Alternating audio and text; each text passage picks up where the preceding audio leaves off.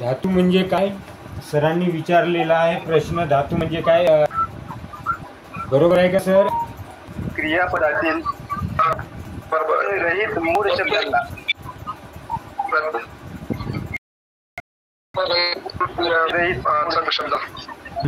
क्रियापदातील प्रत्ययरहित मूळ शब्दाला धातू.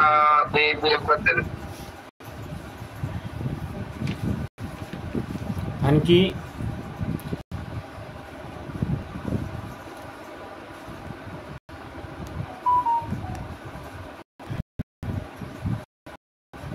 निधी लाईट आला बोललो.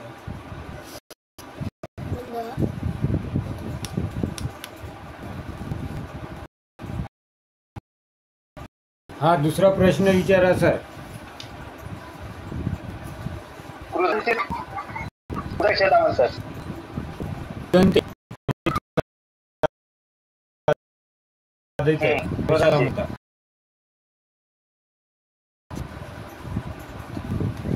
वृद्धने धातू साधी शब्दाचा उल्लेख होऊन गेला आहे. पण त्याची व्याख्या सांगा.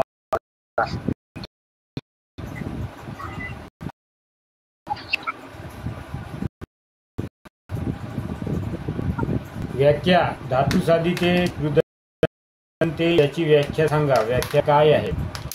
धातू साधिते कशाला म्हणतात?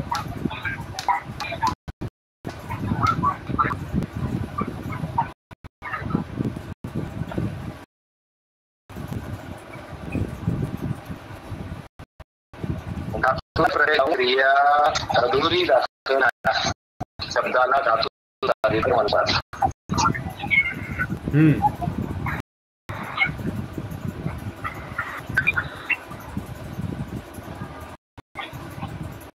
धातूला विविध प्रत्यय लागून ते शब्द पुरी क्रिया दर्शवतात, त्याला धातू साधिते म्हणतात. म्हणजे त्या धातू साधित्याला एक आणखी एक शब्द असतो, म्हणजे त्याचा अर्थ जे क्रिया अपुरी दाखवतात अशा शब्दांना धातू साधिते म्हणतात. बरोबर बरोबर. आता क्रियेचा परिणाम कोणावर होतो? क्रियेचा परिणाम कोणावर होतो?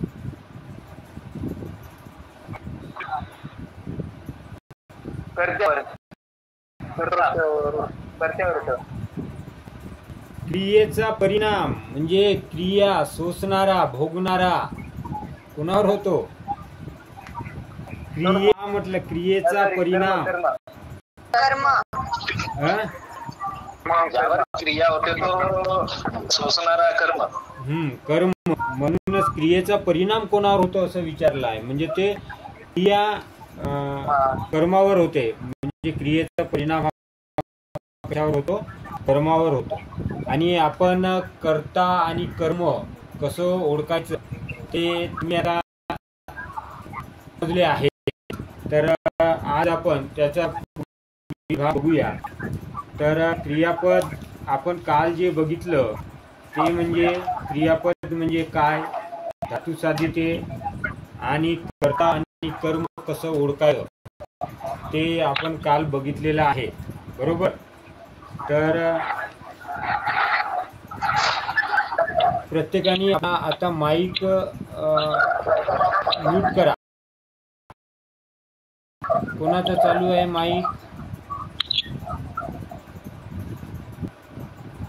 Okay mic. तर आज आपण क्रियापद आपण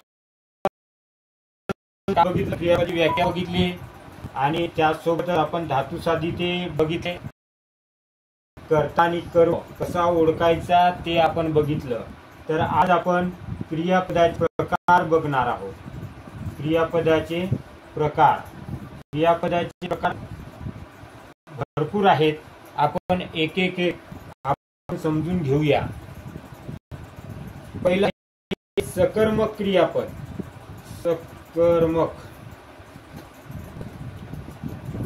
सकर्मक क्रियापद आणि दुसरा आहे अकर्मक क्रियापद. मी याचे दोन भाग करतो.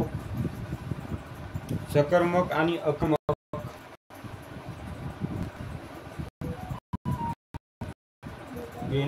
निधी दुसरी पेन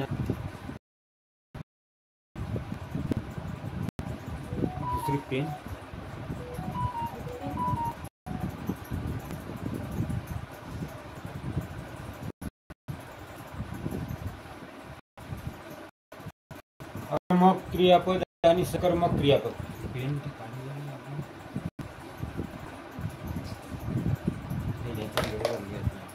हा, सकर्मक क्रियापद आणि अकर्मक क्रियापद हे दोन प्रकार आहेत. तर सकर्मक आणि अकर्मक दिसत आहे ना सर. स म्हणजे सकर्मक या शब्दाची जर आपण खोड तर या शब्दावरून आपल्याला त्याचा अर्थ समजून येते. सकर्मक क्रियापद म्हणजे आत्म असतो आणि अकर्मक म्हणजे आई नसतो. या वाक्यामध्ये कर्म नसतो त्याला अकर्मक म्हणतो. तर ज्या वाक्यामध्ये कर्म असतो त्या वाक्याला सकर्मक क्रियापद, ज्या वाक्यामध्ये कर्म नसतो त्या अकर्मक क्रियापद. तर आपण ते उदाहरणासहित आपण समजून घेऊया. तर काय घेतलं होतं, जसं गवळी दूध काढतो हे आपण काल देखील उदाहरण घेतलेलं होतं. गवळी दूध काढतो. हे वाक्य अनुराग निबंध लिहितो.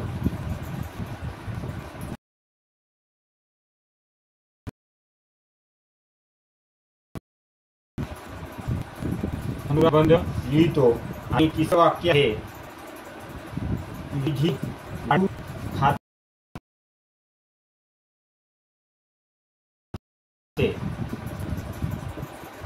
असे 3 वाक्य आहेत.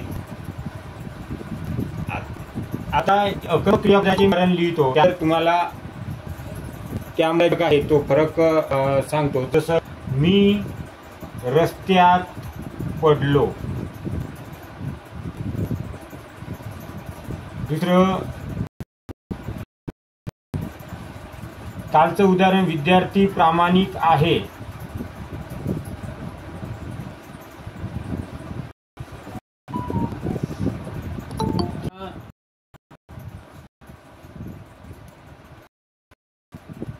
आज भाऊबीज आहे.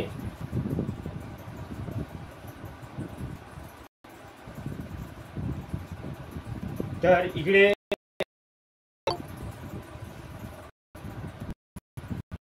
आता लक्ष द्या. सकर्मक क्रियापद कशाला म्हणतात, अकर्मक क्रियापद कशाला म्हणतात. सकर्मक क्रियामध्ये कर्म असतो आणि अकर्मक क्रियापदामध्ये कर्म नसतो आणि कर्म नाही तरी देखील त्या वाक्याचा अर्थ पूर्ण होतो. परंतु इथं जर या वाक्यामध्ये जर कर्म असला तर या वाक्याचा अर्थ पूर्ण होत नाही. तर आता जसं आपल्याला आहे गवळी दूध काढतो या वाक्यामध्ये कर्ता कोणता ते सांगा मला. कर्ता आणि कर्म कसं ओळखायचं ते सांगितलं होतं. पहिल्या वाक्यामध्ये गवळी दूध काढतो या वाक्यामध्ये कर्ता कोणता आहे. गवळी. हा, गवळी हा कर्ता आहे. कारण कर्ता ओळखतो कसा की क्रियापद जो क्रियापद आहे त्या क्रियापदाचा प्रत्यय वगळता काढ याला नारा हा प्रश्न विचारतो. काढणारा कोण, जो कोणता उत्तर येईल तो म्हणजे कर्ता राहील. आता कर्म कोणता येईल, कर्म कोणता येईल, दूध. कारण काढलेले काय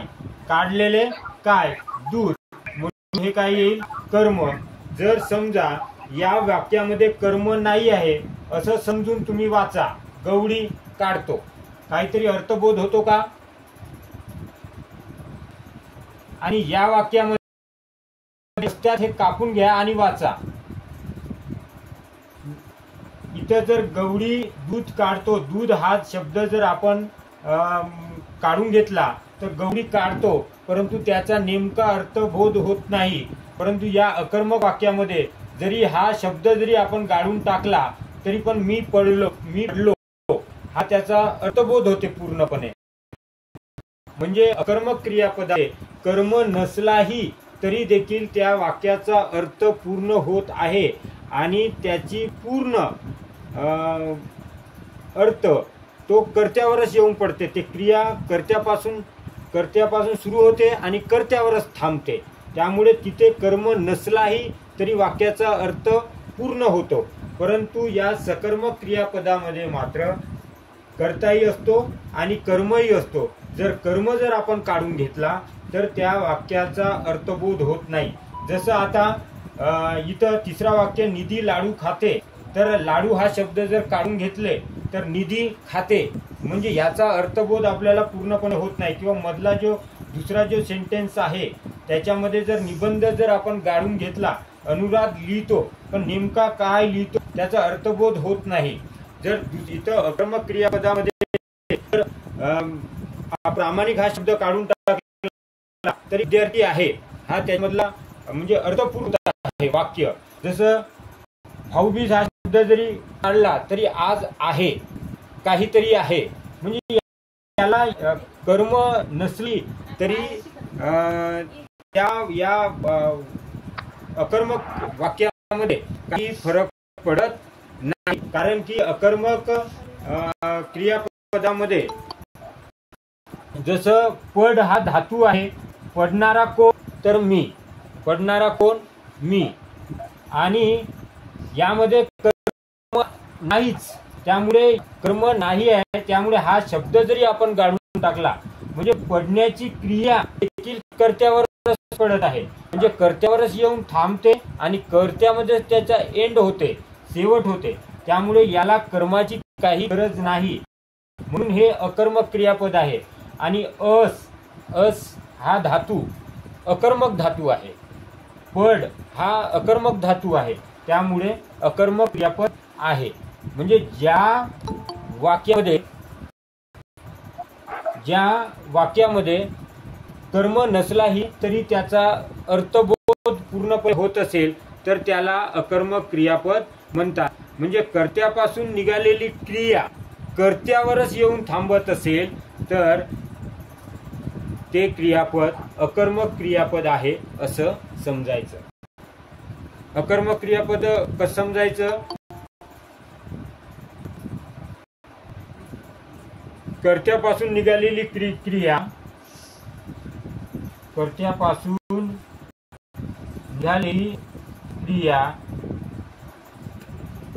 कर्त्यावरच थांबत असेल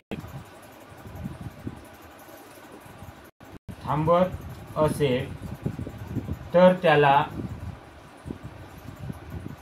अकर्मक क्रियापद म्हणतात. आणि सकर्मक क्रियापदामध्ये कर्ता, कर्म आणि क्रियापद ही गोष्टी असतो. आणि सकर्मक क्रियापद ओळखताना अडचण नाही, परंतु अकर्मक क्रियापदामध्ये ओळखत असताना थोडीशी अडचण येऊ शकते. ओके सर, लिहून घ्या तुम्ही. जर काही कळलं नसेल याविषयी तर तुम्ही विचारू शकता.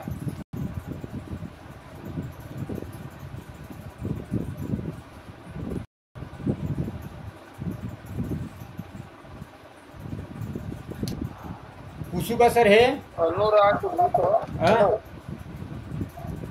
अनुराग लिहितो.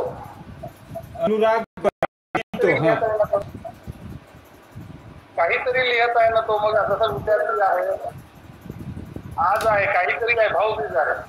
हा, काहीतरी लिहितो तो. नाही, काहीतरी लिहितो, परंतु अनुराग लिहितो, परंतु त्यामध्ये एक शब्द आवश्यक आहे, म्हणजे त्यामध्ये कर्म खूप आवश्यक आहे. इथं कर्म नाही राहिला तरी चालते. म्हणजे जसं मी रस्त्यात पडलो किंवा पडला किंवा पडली, बरोबर, तर याला म्हणजे जरी हा शब्द जरी नाही राहिला तरी पण त्याचा अर्थबोध होत आहे. परंतु इथं बघा, अनुराग निबंध लिहितो, अनुराग लिहितो, परंतु स्पष्ट होत नाही का नेमका तो काय लिहितो. आता इथं बघा, मी पडलो म्हणजे हे अर्थबोध झाला पूर्णपणे. म्हणजे हा जरी शब्द नसलाही, रस्त्यात हा शब्द नसलाही, तरी पण त्याचा अर्थ होत आहे की तो जो कर्ता आहे, पडणारा जो कर्ता आहे तो मी, त्या कर्त्यावरच सुरुवात होत आहे आणि तिथंच त्याचा एंड होत आहे. म्हणजे तिथंच त्याचा अंत होत आहे. म्हणून त्याला तर कर्माची गरज नाही आहे, म्हणून त्याला अकर्मक क्रियापद म्हणतात. परंतु इथं मात्र तो शब्द कर्म असणे खूप गरजेचंच आहे, म्हणून त्याला कर्मक म्हटलेला आहे. हॅलो. हा सर. अनुराग लिहितो, लिहिणारा कोण? हो. काय लिहितो? निबंध लिहितो. म्हणजे काय नाही, ते जेव्हा आपण लिहिलेले काय म्हणून विचारू तेव्हा निबंध, तर निबंध इथं हा कर्ता कर्म होईल ना. बरोबर आहे की नाही. म्हणजे इथं म्हणायचं हे आहे की इथं कर्माची गरज आहेच, परंतु इथं कर्माची गरज नाही. म्हणजे ती जी क्रिया आहे ती कर्त्यावरच येऊन कर्त्यापासून निघत आहे आणि कर्त्यावरच एंड होत आहे, कर्त्यावरच थांबत आहे, कर्त्यावरच त्याचं लय होत आहे, म्हणजे अंत होत आहे. म्हणून त्याला अकर्मक म्हटलेलं आहे. आपण असा प्रश्न करू शकतो ना, कसा की पडणारा कोण? पडणारा कोण? मी म्हणजे तो कर्ता झाला ना. बरोबर आहे. आता कर्म जर ओळखायचं असेल तर काय, तसं नाही होऊ शकत. पडलेले काय? मीच. पडलेले काय? त्याच्यामुळे दोन्ही प्रश्न तसेच येतात. म्हणजे कर्ता किंवा कर्म जेव्हा आपण विचारतो तेव्हा ती क्रिया कर्त्यावरच येऊन थांबत. पडलेले कोण? पडलेलं काय? मीच. त्यामुळे ते कर्त्यावरच येऊन थांबत आहे, त्यामुळे त्याला अकर्मक क्रियापद म्हटलेलं आहे. आता आहे तर जोडतच नाही कोण. हो आहे. विद्यार्थी प्रामाणिक आहे. विद्यार्थी प्रामाणिक आहे. आता याचा धातू आहे, या क्रियापदाचा जो धातू आहे अस धातू आहे. अस या शब्दाला नारा किंवा नारीद लावायचं. असणारा कोण? असणारा कोण? विद्यार्थी. मग इथं विद्यार्थी हा काय कर्ता होईल. हा. असलेले काय? विद्यार्थी. असलेले काय? विद्यार्थी. हो, विद्यार्थी. असलेले कोण? असलेले कोण? विद्यार्थी. म्हणजे ही जी क्रिया आहे ती पूर्ण कर्त्यावरच येऊन पडलेली आहे, याला कर्माची गरज नाही आणि त्यामुळे ते अकर्मक आहे. आणि अस हा धातू अकर्मक आहे हे आपण कालच बघितलं. कारण आहे हा क्रियापद कोणत्या धातूपासून बनलेला आहे? अस या धातूपासून बनलेला आहे. Okay okay. लिहिले सर?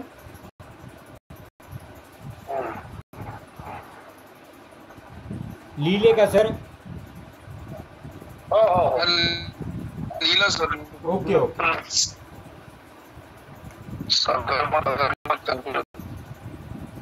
आता यानंतर आपण पाहू द्विकर्मक आणि उभयविध.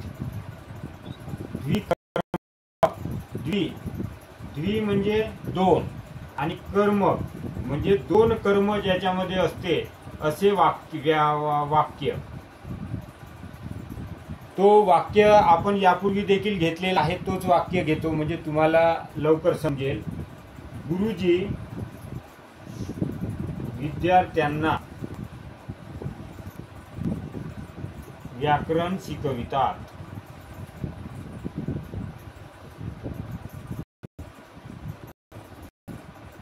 गुरुजी विद्यार्थ्यांना व्याकरण शिकवतात. आता द्वि म्हणजे दोन. दोन कर्म एकाच वाक्यामध्ये दोन कर्म असतात, त्याला द्विकर्मक क्रियापद म्हणतात. तर गुरुजी विद्यार्थ्यांना व्याकरण शिकवितात. इथं क्रियापद कोण राहील? क्रियापद कोणतं? शिकवतात. शिकवितात. हा, तर याच्यामधला धातू कोणता? शिकव. धातू कोणता आहे? शिकव. आता शिकवणारा कोण? शिकवणारा कोण? गुरुजी. मग येतं गुरुजी काय होईल? कर्ता. बरोबर आहे. करता. हा. शिकवलेले काय? व्याकरण आणि विद्यार्थ्यांना, म्हणजे दोन आहे इथं. बरोबर, विद्यार्थ्यांना हे देखील कर्म आहे आणि व्याकरण हे देखील कर्म आहे. आणि शिकव या धातूपासून धातू आहे शिकव, तर दोन या ठिकाणी कर्म आहे. तर पहिला कर्म हा दुसरा कर्म. तुम्हाला त्या दिवशीच म्हटलं होतं, जे सजीव आहे ते अप्रत्यक्ष कर्म, अप्रत्यक्ष कर्म, आणि जे निर्जीव आहे ते प्रत्यक्ष कर्म. बरोबर.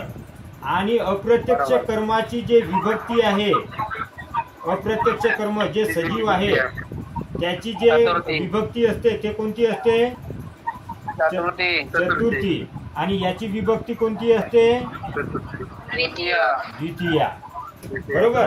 आता ज्या वेळेस आणखी एक दुसरं एक उदाहरण घेतलेलं होतं की ज्या वेळेस वाक्यामध्ये दोन कर्म असतात त्यावेळेस अप्रत्यक्ष कर्माची विभक्ती ही चतुर्थी असते आणि त्याला ना हा प्रत्यय लागलेला असतो. आणि जो प्रत्यक्ष कर्म असतो तो म्हणजे व्याकरण, हाच व्याकरणचा भाग आपल्याला इंग्लिशमध्ये पण याच पद्धतीने शिकायचा आहे. बरोबर आहे, म्हणजे आहे यानुसारच आहे. दुसरा देखील उदाहरण तुम्हीच सांगितले होते. आजीने नातीला गोष्ट सांगितली. आजीने नातीला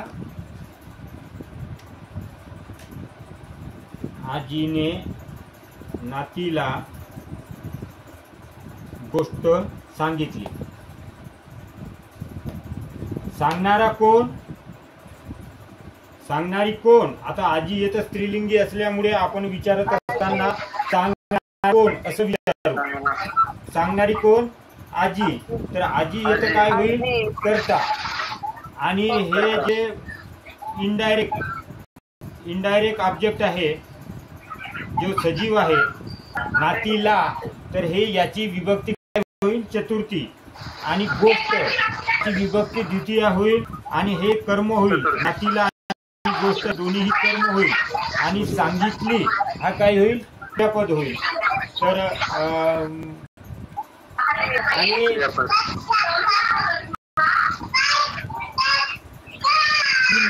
तिने किंवा राजीवने भिकाऱ्याला पैसा दिला. या वाक्यामध्ये माईक कोणाचं चालू आहे सर? माईक. जसं तिसरा वाक्य आहे, राजीवने भिकाऱ्याला पैसा दिला. या वाक्यामध्ये कर्ता कोणता आहे? राजीवने हा कर्ता आहे. आणि कर्म कोणकोणते आहेत? पैसा आणि पैसा. भिकाऱ्याला आणि पैसा. तर आपल्याला असंही विचारू शकते की यामधील अप्रत्यक्ष कर्म कोणतं किंवा प्रत्यक्ष कर्म कोणतं, आणि प्रत्यक्ष कर्माची विभक्ती कोणती किंवा अप्रत्यक्ष कर्माची विभक्ती कोणती, असा देखील प्रश्न विचारू शकते. किंवा उदाहरण दिलेलं असून त्यामध्ये द्विकर्मक क्रियापदाचं उदाहरण ओळखा, असे 3-4 उदाहरण देऊन आपल्याला ओळखा असंही सांगू शकतात. म्हणजे द्वि म्हणजे दोन, ज्यामध्ये दोन कर्म असतात ते म्हणजे दोन कर्म असतात असे ते क्रियापद. आजीने नातीला गोष्ट सांगितली, तर सांगणारी कोण? आजी. म्हणून आजी हा कर्ता होईल. आणि सांगितलेली काय? तर गोष्ट. आणि सांगितलेली कोण?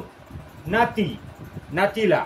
म्हणजे असे नातीला आणि गोष्ट हे दोन यामध्ये कर्म आपल्याला दिसून येते. आणि अप्रत्यक्ष कर्माची जे कोणती विभक्ती राहील ते चतुर्थी राहील आणि प्रत्यक्ष कर्माची विभक्ती हे द्वितीया राहील. तर हे झालं द्विकर्मक क्रियापद.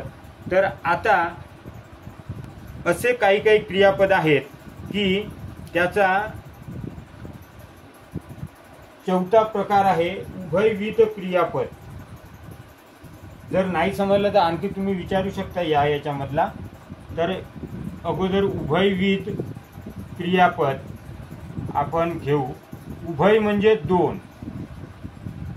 उभय म्हणजे दोन म्हणजे असे काही काही क्रियापद आहे की ते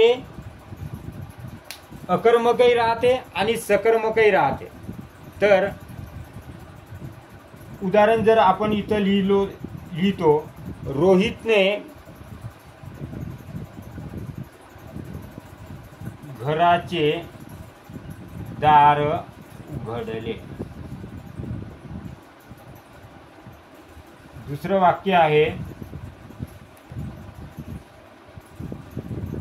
रोहितच्या घराचे दार उघडले. आता या उभयविध क्रियापदामध्ये पहिलं वाक्य वाचा आणि पहिल्या वाक्यामधला कर्ता कोणता आहे ते सांगा. पहिलं वाक्य वाचा, रोहितने घराचे दार उघडले आणि त्या वाक्यामध्ये कर्ता कोणता आहे ते सांगा. रोहित.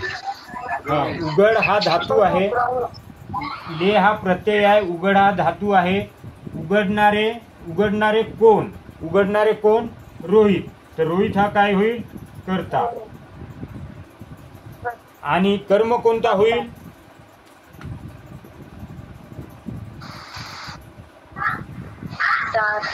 हा?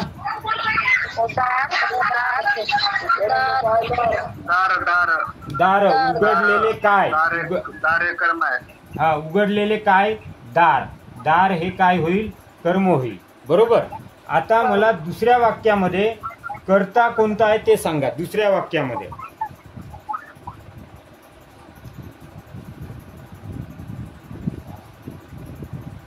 रोहितच्या घरात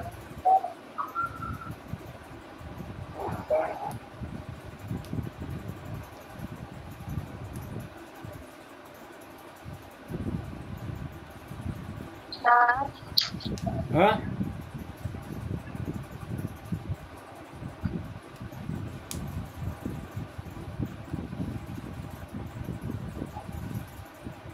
सांगा ना. दुसऱ्या वाक्यामध्ये कर्ता कोणता आहे ते सांगा. आपल्याला कर्ता आणि कर्म कसं ओळखायचं ते आपण सांगितलेलं आहे ना. तर त्यानुसार आपल्याला कर्ता किंवा कर्म कोणता आहे ते सांगा.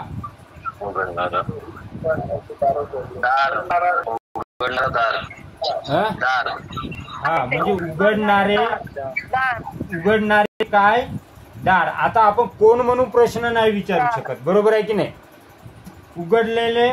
उघडणारे कोण असं नाही विचारू शकत.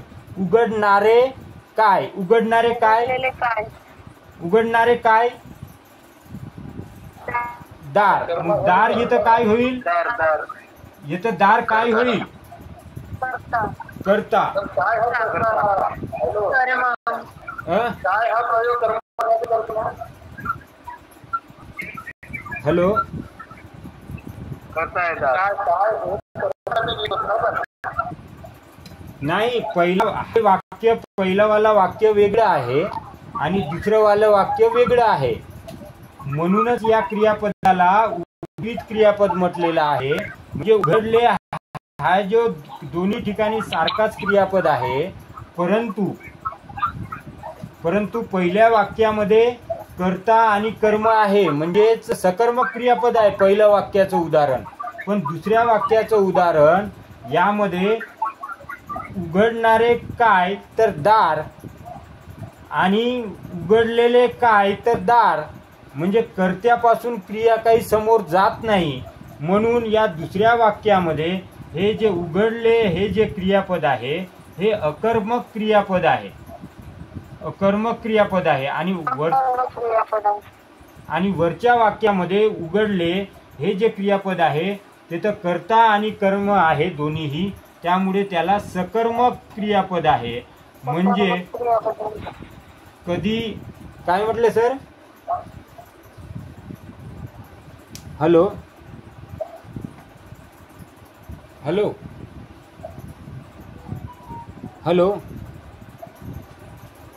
बोला ना. हा, म्हणजे उघडले हे क्रियापद दोन्ही वाक्यात जरी समान असले तरी पण पहिल्या वाक्यामध्ये कर्ता वेगळा आहे, कर्म वेगळा आहे, त्यामुळे ते सकर्मक क्रियापद आहे. परंतु दुसऱ्या वाक्यामध्ये मात्र उघडले हेच जरी क्रियापद असले तरी त्याचा कर्ता दार आहे आणि ते कर्त्यापासून सुरुवात होत आहे, तर कर्त्यावरच ते क्रिया थांबत आहे, म्हणून ते अकर्मक क्रियापद आहे. असे काही काही क्रियापदे आहेत की ते दोन्हीमध्येही मोडतात, दोन्हीमध्येही म्हणजे ते सकर्मकमध्येही आहेत आणि अकर्मकमध्येही आहेत, म्हणून त्या अशा क्रियापदांना उभयविध क्रियापद असं म्हटलेलं आहे. जसं मी आता दुसरे दोन उदाहरण आणखी पुन्हा देतो, म्हणजे त्याच्यावरून आणखी हे स्पष्ट तुम्हाला होऊन जाईल. जसं संजयने धनुष्य मोडले आणि याच ते लाकडी धनुष्य मोडले. बघा, तिसऱ्या आणि चौथ्या वाक्य वाचा. तिसऱ्या वाक्यामध्ये संजयने धनुष्य मोडले, चौथ्या वाक्यात ते लाकडी धनुष्य मोडले. दोन्ही वाक्यामध्ये मोडले हे क्रियापद काय आहेत? समान आहेत. परंतु पहिलं वाक्य हे पहिल्या वाक्यामध्ये कर्ता कोणता आहे ते सांगा आणि कर्म कोणता आहे ते सांगा. दुसऱ्या वाक्यामध्ये कर्म कोणतं आहे म्हणजे कर्ता कोणता आहे ते सांगा. पहिल्या वाक्यामध्ये अगोदर सांगा. कर्ता संजय. संजय मोडलेले कोण? संजय. म्हणजे संजयनं मोडले म्हणजे हा कर्ता होईल. कर्म कोणता होईल? धनुष्य. धनुष्य म्हणजे मोडले काय? मोडलेले काय? आपणच प्रश्न विचारायचा. जोपर्यंत तुम्ही प्रश्न त्याला विचारणार नाही तोपर्यंत कर्ता आणि कर्म ओळखत असताना गडबडच होईल. मोडलेले काय? धनुष्य. आपण नारा नारी लावत आहो की ला ली ले लावत आहो त्याच्याकडे लक्ष द्यायचं. नारा नारी लावलं तर कर्ता सापडते आणि ला ली ले लावलं तर कर्म सापडते. ओके, म्हणजे या वाक्यामध्ये कर्ताही आहे कर्मही आहे, म्हणजे तो काय आहे? सकर्मक क्रियापद आहे. आता दुसरं वाक्य वाचा आणि यामधला कर्ता ओळखा. कर्ता सांगा मला. हे लाकडी धनुष्य मोडले. मोडलेले कर्ता. धनुष्य कर्ता आहे. धनुष्य कर्ता. हा, धनुष्य कर्ता.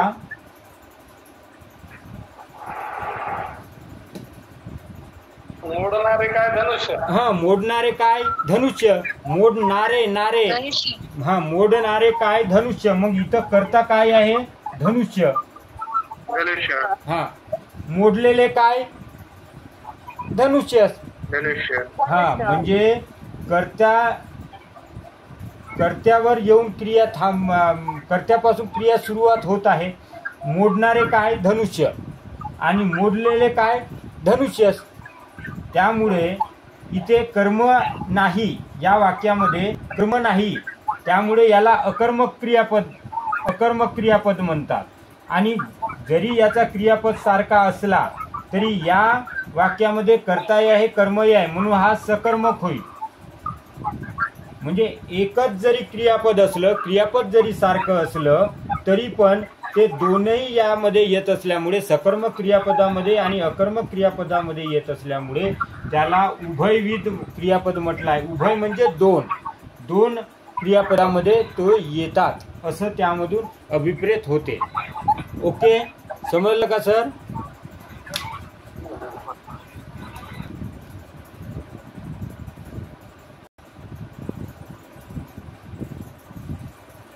दिनकर सर,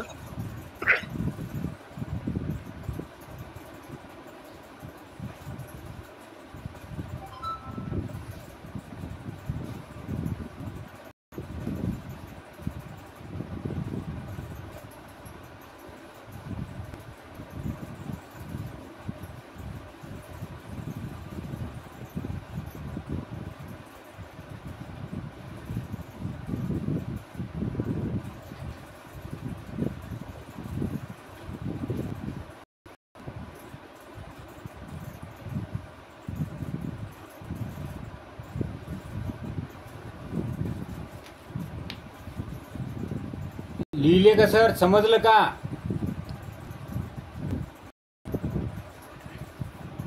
लिहिले का? पुसू का? हो हो सर. हा. हो सर.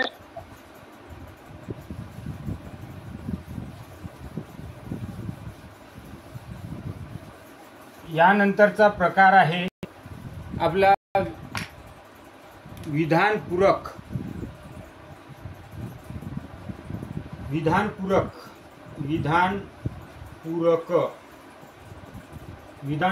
क्रियापद हे ओळखताना खूप सोपं आहे. विधानपूरक क्रियापद आपल्याला सरळ सरळ ओळखता येऊ शकते. जसं एखाद्या वाक्यामध्ये कर्माची गरज असते तर त्याला सकर्मक क्रियापद म्हणतो. जर कर्माची गरज नसली तर अकर्मक क्रियापद म्हणतो. असे काही अकर्मक धातू आहे की कर्ता आहे, क्रियापद आहे, परंतु एका शब्द गरज भासे.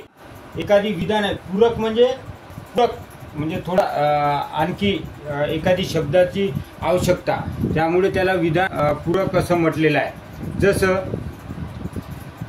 राम झाला, आंबा निघाला,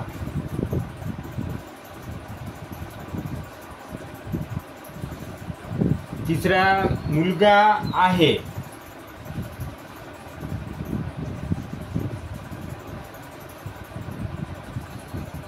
गुरुजी दिसतात. आता या वाक्यामध्ये राम झाला, राम हा कर्ता आहे, झाला हा क्रियापद आहे. आंबा निघाला, आंबा हा कर्ता आहे, निघाला हा क्रियापद आहे. मुलगा हा कर्ता आहे हा क्रियापद आहे. गुरुजी हा कर्ता आहे, दिसतात हा क्रियापद आहे. तरी देखील इथं एका शब्दाची आवश्यकता आहे. म्हणजे हे विधान पूर्ण होण्यासाठी एक शब्दाची आवश्यकता आहे, म्हणून याला विधानपूरक असं म्हटलेलं आहे. आता राम झाला, काय झाला? राम राजा झाला. आंबा चांगला निघाला का नासका निघाला याची माहिती आणखी स्पष्टीकरण करण्यासाठी एक विधानपूरक शब्दाची गरज आहे. जसं मुलगा ढ आहे का हुशार आहे का दणकट आहे की सुदृढ आहे, तर इथे शब्दाची गरज आहे. जर गुरुजी शांत दिसतात की रागावलेले दिसतात का रागीट दिसतात की कशा पद्धतीने दिसतात, इथे जो शब्द लिहिणार आपण गुरुजी रागावलेले दिसतात, म्हणजे याला विधानपूरक यासाठी म्हटलेले आहे की यामध्ये कर्ता आणि क्रियापद असून देखील विधान पूर्ण होत नाही. म्हणून असे जे काही शब्द आपण मधामध्ये टाकतो ते म्हणजे विधानपूरक आहे. तर या वाक्यामध्ये राजा, चांगला, हुशार, रागावले हे शब्द अपुरी जे काही विधानं आहेत ते पूर्ण करत असते, त्यामुळे त्याला काय म्हटलेलं आहे? विधानपूरक असं म्हटलेलं आहे. ओके.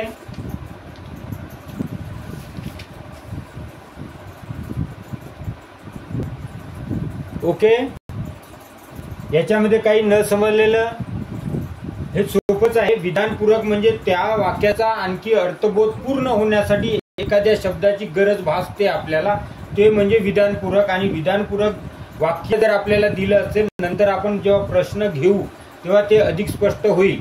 जे मागे जे आलेले प्रश्न आहेत त्या प्रश्नावरून हे स्पष्ट होऊन जाईल. ओके सर, लिहिले का?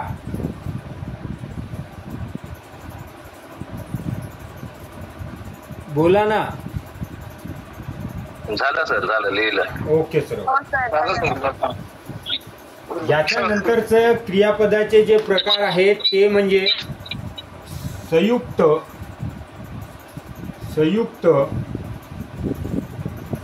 व सहाय्यक क्रियापदे.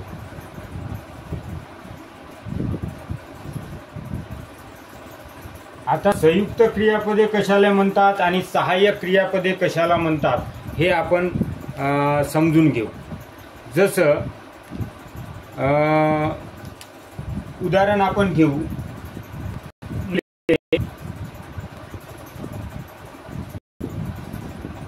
क्रीडांगणावर खेळू लागली.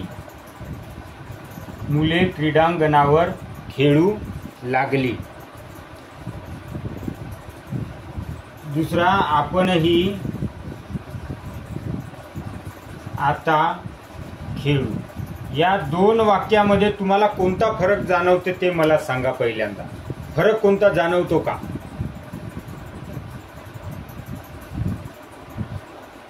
दोन्ही वाक्य तुम्ही वाचले. मुले क्रीडांगणावर खेळू लागली. दुसरे वाक्य आहे आपणही आता खेळू.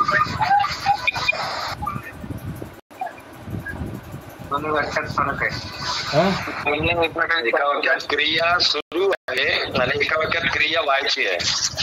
हा, म्हणजे पहिल्या वाक्यामध्ये मुले क्रीडांगणावर खेळू लागली आणि दुसऱ्या वाक्यामध्ये आपणही आता खेळू. म्हणजे दुसऱ्या वाक्यामध्ये खेळू हा मुख्य क्रियापद आहे आणि इथं जे पहिल्या वाक्यामध्ये आहे तो जे खेळू आहे तो खेळू हा खेळ या धातूपासून बनलेला आहे आणि त्याला जर समजा हा जर शब्दप्रयोग जर आपण लावला नाही, लागली हा जर शब्द जर लावला नाही तर पहिल्या वाक्याचं कोणताही अर्थबोध होत नाही. मुले क्रीडांगणावर खेळू काहीतरी अर्थबोध झाला का? नाही झाला. पण दुसऱ्या वाक्यामध्ये आपणही आता खेळू म्हणजे हा वाक्य पूर्ण झालेला आहे. म्हणजे येतं मुख्य हा क्रियापद आहे. खेळू हा मुख्य क्रियापद आहे. परंतु इथं मात्र मुख्य क्रियापद हा खेळू नाही. मुख्य क्रियापद खेळू नाही. कारण खेळू मग काय होईल? जेव्हा या खेळ हे क्रियावाचक नाम झाला किंवा धातू साधित झाला. आपण जे काल सांगितलं की खेळ या धातूपासून खेळू हा क्रियावाचक शब्द झाला. परंतु जोपर्यंत याला कोणाचं ना कोणाचं सहाय्य लाभत नाही तोपर्यंत याचा पूर्ण अर्थबोध होत नाही. म्हणून असे जे काही दोन म्हणजे धातू साधित आणि सहाय्यक क्रियापद मिळून जे क्रियापद होते त्याला ते संयुक्त क्रियापद म्हणतात. मग याला खेळूला काय म्हणता येईल? याला धातू साधित आणि लागली हे काय होईल? सहाय्यक क्रियापद होईल. सहाय्यक क्रियापद होईल कारण त्या खेळू या क्रियावाचक शब्दाला ते मदत करत आहे म्हणून काय होईल? सहाय्यक क्रियापद होईल. आणि खेळू हे काय होईल? धातू साधित. आणि दोन्ही खेळू लागली म्हणजे खेळण्याची क्रिया एकच होत आहे. जेव्हा या दोन शब्दापासून म्हणजे धातू साधित आणि सहाय्यक क्रियापदापासून एकच क्रिया जेव्हा होते तेव्हा त्याला संयुक्त क्रियापद म्हणतात. जसं आपण यापूर्वी सांगितलेलं होतं की संयुक्त स्वर आणि संयुक्त व्यंजन ज्यावेळेस आपण शिकलो त्यावेळेस ए हा कशापासून बनलेला आहे? अ अधिक ई किंवा मोठी म्हणजे एक किंवा दोन मिळून जे दोन स्वर मिळून एक तिसरा स्वर तयार झालेला आहे त्याला संयुक्त म्हणतो. तर संयुक्त याचा अर्थ असाच की एकापेक्षा अधिक क्रियावाचक शब्दाने क्रियापदाचा अर्थ पूर्ण होत असेल तर त्याला संयुक्त क्रियापद म्हणतात. म्हणजे खेळू आणि लागली परंतु या दोन शब्दापासून खेळण्याची एकच क्रिया होत आहे. खेळण्याची क्रिया जेव्हा एकच होईल खेळण्याची क्रिया जेव्हा एकच होईल तेव्हा त्याला काय म्हणतात?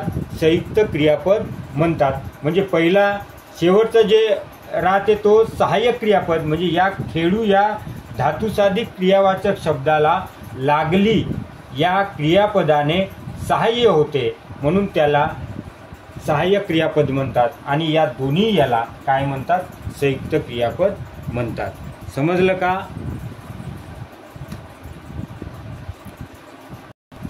ओके.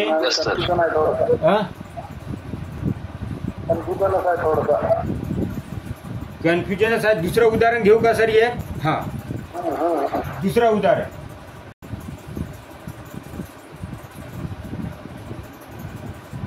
निधी एवढा लाडू खाऊन टाक.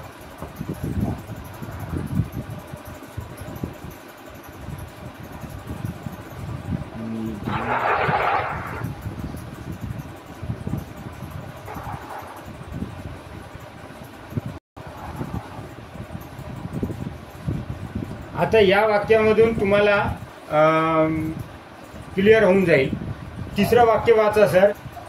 निधी एवढा लाडू खाऊन टाक. आता खाऊन टाक आणि दुसऱ्या वाक्यामध्ये निधी एवढा लाडू खाऊन जा. आता बघा याच्यामध्ये संयुक्त क्रियापद कोणतं होईल.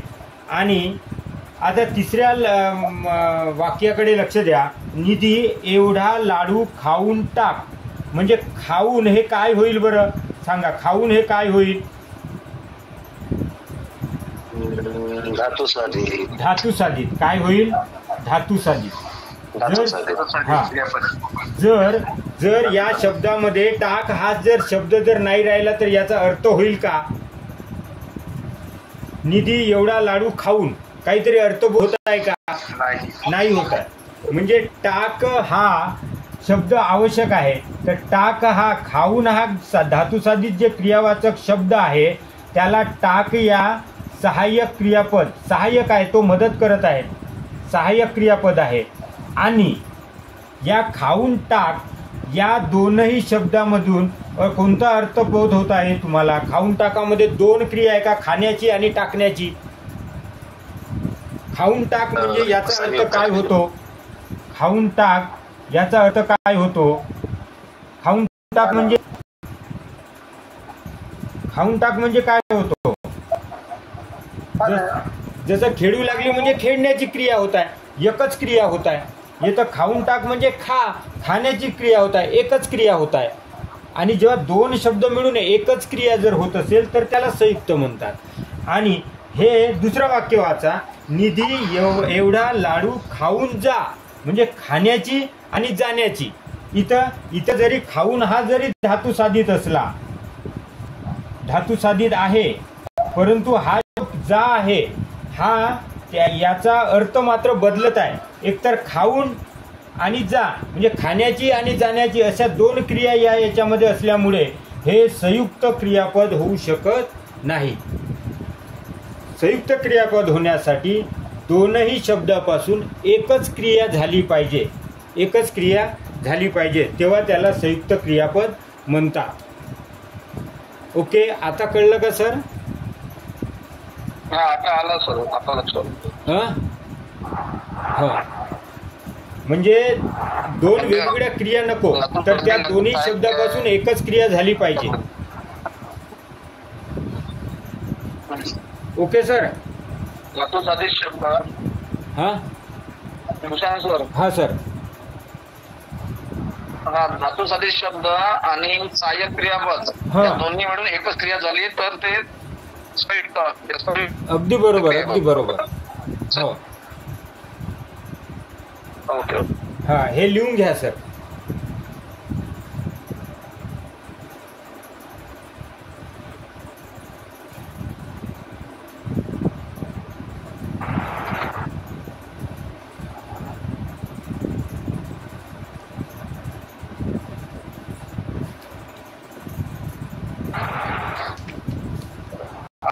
आता खेळू.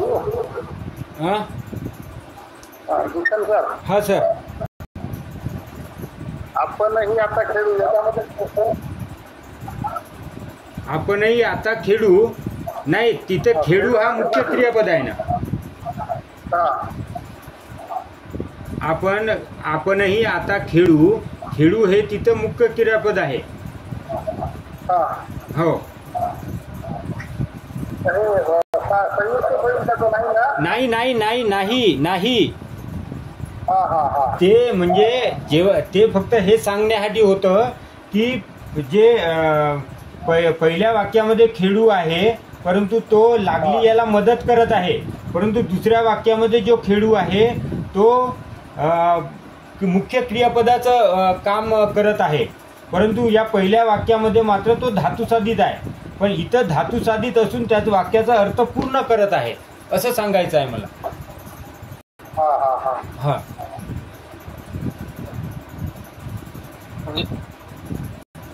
दुसरं वाक्य नाही ना साहेब? नाही नाही नाही आहे, नाही आहे. नाही, हा ते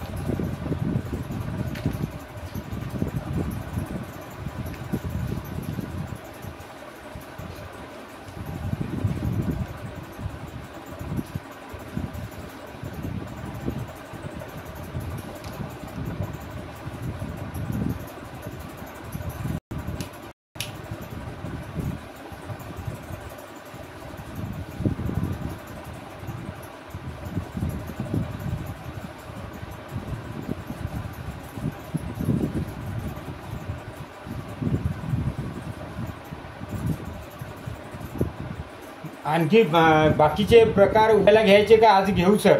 घ्यायचं.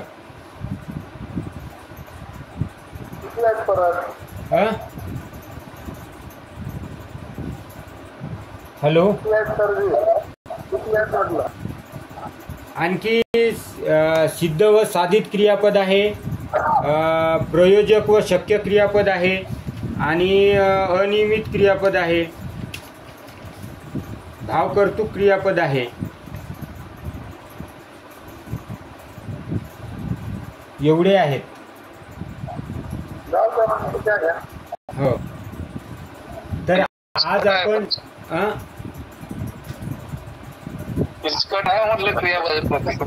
काय म्हटलं सर? 10 मिनिटात होऊ शकते का? 10 मिनिटात शक्य नाही असं. हो, कारण की आज आपण काय काय बघितलं की सकर्मक क्रियापद, अकर्मक क्रियापद, द्विकर्मक क्रियापद, उभयविध क्रियापद, संयुक्त क्रियापद, सहाय्यक क्रियापद, एवढं आपण बघितलं. उद्या आपण बाकीचे जे काही प्रकार आहेत, सिद्ध व साधित क्रियापद, अनियमित क्रियापद, भावकर्तृक क्रियापद, शक्य क्रियापद आणि प्रयोजक क्रियापद, आपण ते उद्याला बघूया. ठीक आहे सर? याच्यामध्ये जर काही अडचण असेल तर तुम्ही आज जे काही क्रियापदाचे प्रकार झालेत त्याविषयी तुम्ही म्हणजे विचारू शकता. Okay sir? दुशांत सर. हा सर.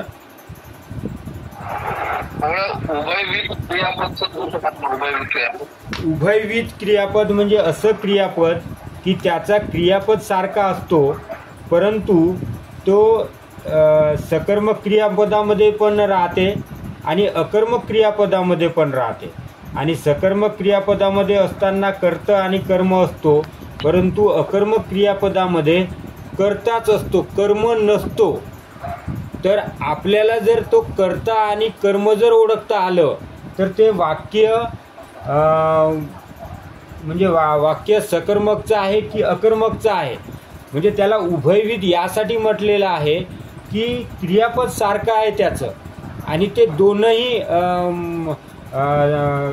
अकर्मकमध्ये आणि सकर्मकमध्येही त्याचा वापर होत आहे, म्हणून त्याला उभयविध क्रियापद म्हटलेलं आहे. बरोबर आहे? असं जसं आपण उदाहरण घेतलं होतं, रोहितने धनुष्य मोडले, ते लाकडी धनुष्य मोडले. हा,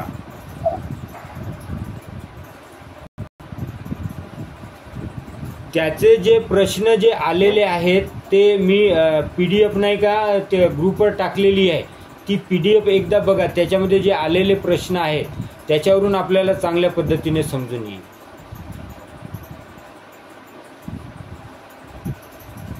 खूप किचकट विचारतोय मला. प्रश्न खूप किचकट राहतो मला. थोडस म्हणजे राहते थोडसे, आणि समजून घेतलं ना तर ते खूप सोपं आहे. हा, पण ते थोडस समजण्यासाठी नाही का, जेव्हा समजेल ना तो भाग, तो त्यावेळेस खूप सोपं जाईल. म्हणजे समजून घेणे खूप महत्वाचं आहे सर. लिमकर सर. हा सर, बोला ना सर.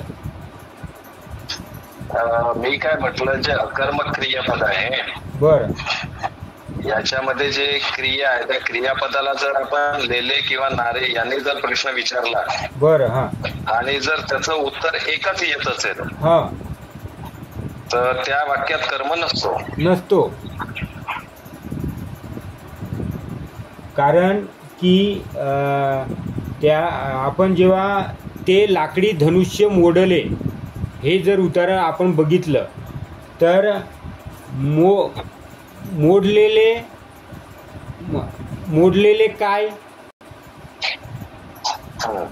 काय धनुष्यच येतात, आणि मोडणारे काय धनुष्यच येतात. म्हणून त्याचं उत्तर म्हणजे आपण कर्ता निवडत असताना उत्तर ते धनुष्यच येत आहे, कर्म निवडत असताना उत्तर ते धनुष्यच येत आहे. त्याच्यामुळे तिथे कर्म नाहीच, म्हणून ते वाक्य अकर्मक आहे. आता ते लाकडी धनुष्य मोडणारे काय हा प्रश्न विचारतो तेव्हा कर्ता सापडतो. मोडणारे काय धनुष्य, म्हणजे धनुष्य हा कर्ता. आता नाही कर्म ओळखा, तिथं मोडलेले काय, तरी उत्तर ते धनुष्यच येत आहे. म्हणजे कर्त्यापासून क्रिया सुरुवात होत आहे ना, कर्त्यावरच थांबत आहे. म्हणजे कर्त्याची भोगण्याची क्रिया आहे, शोषण्याची क्रिया आहे, ते कर्मावर घडतात, कर्त्यावर घडत आहे, म्हणून ते अकर्मक आहे. Okay sir. ओके, चला सर्वांना शुभरात्री. खूप खूप धन्यवाद. Okay, thank you sir. Okay, good night. सगळ्यांना शुभरात्री. शुभरात्री.